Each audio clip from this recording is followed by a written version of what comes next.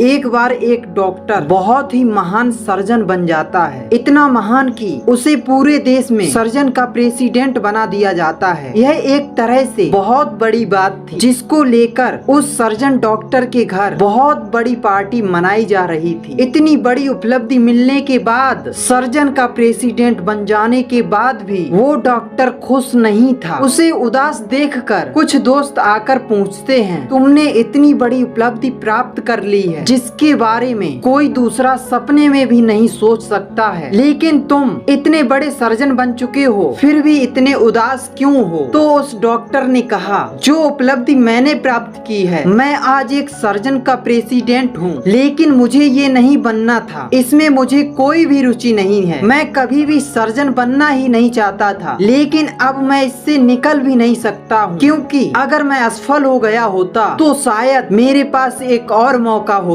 जिसमें मैं वो कर सकता था जिसमें मुझे रुचि है। अब मैं एक इसी चीज से बंध गया हूँ जिसमें मुझे कोई मजा नहीं आता, कोई खुशी नहीं मिलती, कोई मन ही नहीं लगता। तो उस डॉक्टर के सभी दोस्तों ने कहा कि क्या तुम मजाक कर रहे हो? देश के सबसे बड़े प्रेसिडेंट होना कितनी आदर की बात होती है। तुम्हारी बीवी खुश है, तुम्हारे बच्चे खुश हैं, हर कोई खुश है और समाज में तुम्हारी एक बहुत बड़ी इज्जत भी बन गई है, हर कोई तुम्हारा सम्मान कर रहा है। तो उस डॉक्टर ने कहा, सभी लोग मेरा सम्मान तो कर रहे हैं, लेकिन मैं नहीं करता। मैं बस लोगों की नजरों में उठ गया हूँ, लेकिन मैं खुद की नजरों में नहीं। मुझे एक डांसर बनना था, लेकिन मेरे माता पिता, मेरे घर वाले सभी इसके खिलाफ थे। घर वालों का कहना था कि मैं बायोलॉजी लेकर पढ़ाई पर ध्यान दूं। इस तरह से मैंने घर वालों की सुन ली। मैं कमजोर था, मुझ में उस वक्त घर वालों से लड़ने की शक्ति नहीं थी। मैंने घर वालों की बात मान ली और पढ़ लिख कर एक महान सर्जन बन गया और मेरे डांसर बनने की इच्छा अधूरी रह गई। और आज भी मुझे डांसर बनने की इच्छा होती है, लेकिन अब तो वक्त नहीं रहा मेरे हाथ में। वो वक्त चला गया जिस वक्त में घर वालों से लड़कर हिम्मत करके डांसर बनने का करियर चुन सकता था। मेरे पास वो हिम्मत नहीं थी दोस्तों कि हमें वक्त के गुजर जाने के बाद पछताने से अच्छा है कि हमें सही समय पर ही यह तय कर लेना चाहिए कि हम क्या करना चाहते हैं। हमें ना तो किसी के कहने पर अपना करियर तय करना चाहिए, हमें अपना करियर खुद तय करना चाहिए, क्योंकि आपको आपसे अच्छे तरीके से कोई नहीं जानता, तो आपसे अच्छे तरीके से आपका करियर कोई तय नहीं कर सकता। वीडियो पसंद आया हो तो वीडियो को लाइक करके चैनल को सब्सक्राइब कर लीजिए। मैं मिलता हूँ आपसे अगले वीडियो में। जय हिंद, वंदे मातरम।